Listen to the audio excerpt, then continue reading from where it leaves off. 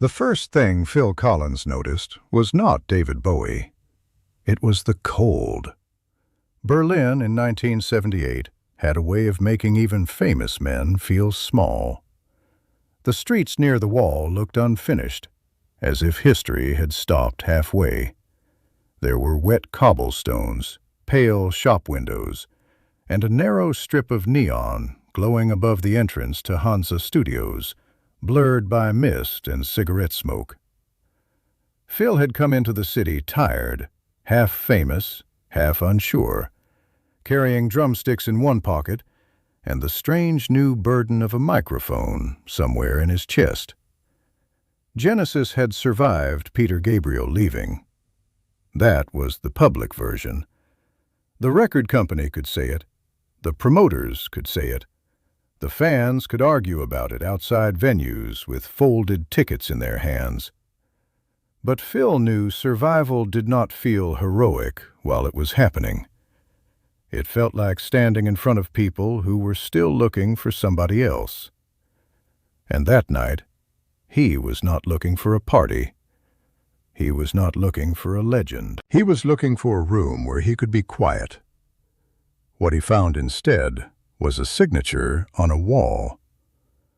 Inside Hansa, the air was warm with stale coffee, hot tape machines, and the soft electrical smell of a studio that had seen too many desperate men try to turn loneliness into sound. Someone had scratched a name into the plaster near a hallway corner. A studio assistant saw Phil staring at it and said, "Bowie did that before midnight one night. Said the wall needed a witness." Phil smiled politely, but he kept looking. Every musician understands a mark like that.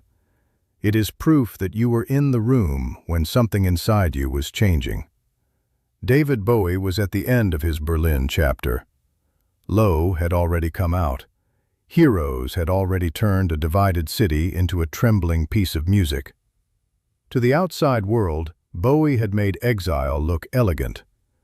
But inside Hansa that night, elegance had very little to do with it.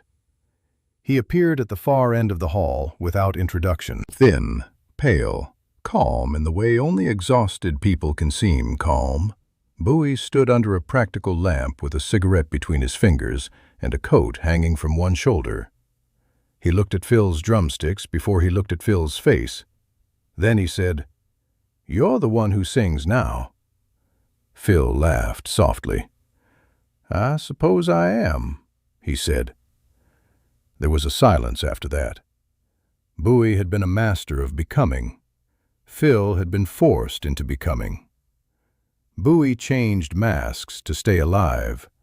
Phil had been handed a mask because the band had run out of singers brave enough to stand in the light. And Bowie seemed to know it. He nodded toward a small room near the back, where a reel of tape sat waiting beside a piano, a half-muted bass part, and an empty drum setup that looked as if someone had abandoned it in the middle of an argument. "I have something that needs a pulse," Bowie said. "Not a performance, just a pulse." Phil should have said no. He had another commitment in the morning. He was tired. His hands hurt from playing too hard for too many nights. But there was something in Bowie's voice that did not sound like a request from a star. It sounded like a man who did not want to be alone with a song. So Phil followed him in. The demo had no title. Bowie would not name it. He only played a few piano chords, brittle and lonely, then stopped before they became a melody. On a sheet of paper beside the tape box, there were only fragments, no full lyrics, no explanation. A few words crossed out so heavily they looked like black wounds. Phil sat behind the kit and held the sticks loosely. Bowie stood behind the glass with the engineer, arms folded, eyes lowered. Nobody counted him in. Nobody gave a speech. The red light came on, and for a few seconds, nothing happened. Then Phil played the smallest beat he could imagine. Not the thunder that would one day shake arenas, not the bright precision of a Genesis stage. Just a soft kick, a dry snare, and a heartbeat that seemed embarrassed to exist. It was barely a drum part. It was more like a man tapping on a locked door from the inside. Later, Phil would remember that first take more than he remembered the rest of the night. Because in that room, with Bowie refusing to name the song, he understood something he could not yet say out loud. Some songs are not written to be heard. Some songs are written because silence has become too heavy. The tape ran again. This time, Bowie came into the room instead of watching from behind the glass. He stood near the piano, with one hand resting on the lid, his face turned slightly away from Phil. "Berlin lets you disappear," he said. "That is its kindness, and its danger." Phil kept the sticks in his lap. "I don't think I disappear very well," Phil said. Bowie looked at him then. "No, you look like someone who stayed because everyone else left." That sentence landed harder than Phil expected. Peter Gabriel had left Genesis in 1975, and the world had treated it like theater. But for the people left behind, it was practical terror. Who would sing? Who would face the audience? Who would take the blame if it all collapsed? Phil had only been the drummer. That was what he told himself. The funny one, the one in the back. But then the guide vocal became the voice became a job, and the job became a life. By 1978, Genesis had released And Then There Were Three, and the title itself carried the ache of reduction. Tony Banks and Mike Rutherford could build the architecture, but Phil had to step forward and stand inside it. Every night he walked to the microphone, a small part of him still felt like he was walking into another man's shadow. Bowie understood shadows. He had built whole kingdoms out of them. The demo grew slowly. Phil changed the beat, made it less polite, let the snare arrive a little late, almost reluctant. Bowie tried a vocal line, then stopped. He laughed once, not because anything was funny, but because the note had exposed him too quickly. Nobody wanted to embarrass the room by noticing how fragile it had become. Outside, Berlin moved like a black river. Inside, two men who were supposed to be untouchable worked like thieves, stealing a few honest minutes from their own reputations. At one point, Bowie asked Phil to play without cymbals. "No shimmer," he said. "Nothing pretty." Phil nodded. Cymbals can make a song feel like it is trying to escape upward. Bowie wanted the opposite. He wanted the beat nailed to the floor. He wanted it human, close, trapped. So Phil played with his shoulders rounded and his eyes fixed on the snare. His hands were quick but not flashy. He gave the demo restraint. He gave it pressure. He gave it the feeling of a man walking down a hallway, knowing he may not like what waits behind the door. When the take ended, nobody spoke. Then Bowie came through the talkback and said, "That's the one." Phil looked up, almost annoyed. "That was nothing." Bowie shook his head. "That's why it works." There are moments in a musician's life that do not become famous, but still change the way he hears himself. This was one of those moments for Phil. Bowie was not praising the drummer who could dazzle. He was praising the drummer who could disappear into a feeling. Hours passed. Coffee went cold. Somewhere down the corridor, a piano note kept ringing from another room. Phil remembered thinking that Hansa did not feel like a studio. It felt like a hospital for songs that had been wounded elsewhere. Near dawn, Bowie took the tape box and wrote something on it. Not a title, not a credit, just a mark Phil could not read. Then he looked at the engineer and said, "No name for the drummer." Phil frowned. "What does that mean?" Bowie did not smile. It means nobody needs to know who kept it alive. For a second, Phil felt insulted.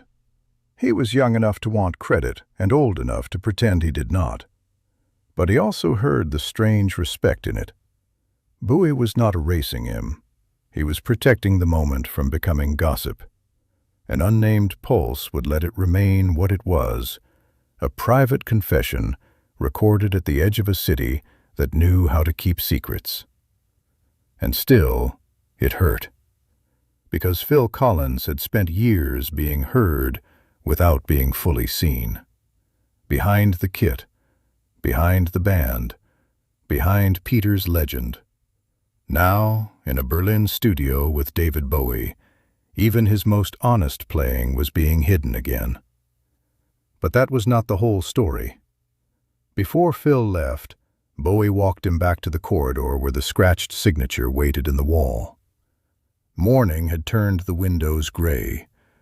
Bowie tapped the plaster near the mark and said, "People think the signature is the proof. It isn't." Phil looked at him. Bowie said, "The proof is the sound you leave in someone else's silence." Phil did not answer. He could not then. But he carried that sentence with him long after Berlin disappeared behind the airplane clouds. For years, the tape became a rumor without a body. An engineer mentioned it once in a bar and then denied remembering. A collector claimed he had seen a Hansa box with no title and a strange drum part that sounded like Phil Collins before Phil Collins sounded like Phil Collins. Bowie never confirmed it. Phil, when asked about Berlin in those years, usually moved past it with a joke, the way he often moved past things that had touched him too deeply. Because the truth was not really about the tape. The truth was about timing. In 1978, both men were standing at the edge of reinvention. Bowie was trying to step out of the beautiful wreckage of Berlin without losing what the city had given him. Phil was trying to prove Genesis had a future without betraying the past. One man had made a career out of changing before the world could trap him. The other was learning that the world can change you before you are ready. That night at Hansa did not make Phil famous. It did not become a hit. It did not put his name in lights. But something about it stayed under his skin. In the years that followed, Phil would walk through doors he could not yet imagine. He would turn private heartbreak into face value. He would sit alone with a drum machine, a piano, and a silence so heavy it almost had a temperature. He would make "In the Air Tonight," a song that felt less performed than survived.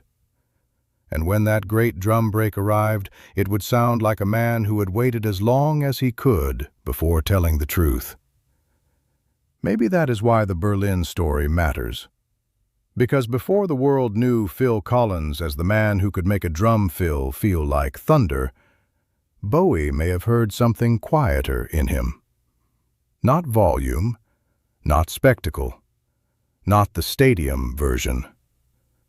The lonely version. The man who could sit in a room after midnight and understand that a beat can be a confession if you play it softly enough. Some songs are not written to be heard. Some songs are written because silence has become too heavy. That line followed Phil in ways he may never have admitted. It followed him through hotel rooms where applause could not reach the pillow. It followed him through interviews where the grin came quickly and the sadness stayed behind the eyes. It followed him into the uneasy space between being a father and being a man the world kept asking to leave home again. And Bowie, perhaps, knew that kind of pain too. He knew that a public life can become a series of disguises. In Berlin, he had tried to become human again by walking cold streets without ceremony. Phil, on that night, was just beginning to learn that fame would not make him less human. It would only make his human wounds louder. There is no official plaque for that session, no famous photograph, no album sleeve credit. Maybe it is better that way. Some nights in music history are not meant to become artifacts. They are meant to become echoes, a scratched wall, a gray dawn, a drumbeat too small to impress anyone, but honest enough to stay alive. Years later, when fans listen to Phil Collins sing about waiting, loss, distance, and the pressure of what goes unsaid, they may not have known Berlin was somewhere inside that voice. They may not have known about the cold street outside Hansa, or Bowie standing by the piano, but they felt it. That is the strange gift of music. The listener does not need the whole story to receive the wound. And maybe, on that one Berlin night, David Bowie did not need to name the drummer because he had already heard the truth. Phil Collins was not just keeping time. He was learning how to make silence speak. If stories like this remind you why this music still matters, subscribe for more untold stories from the legends who gave everything to the music.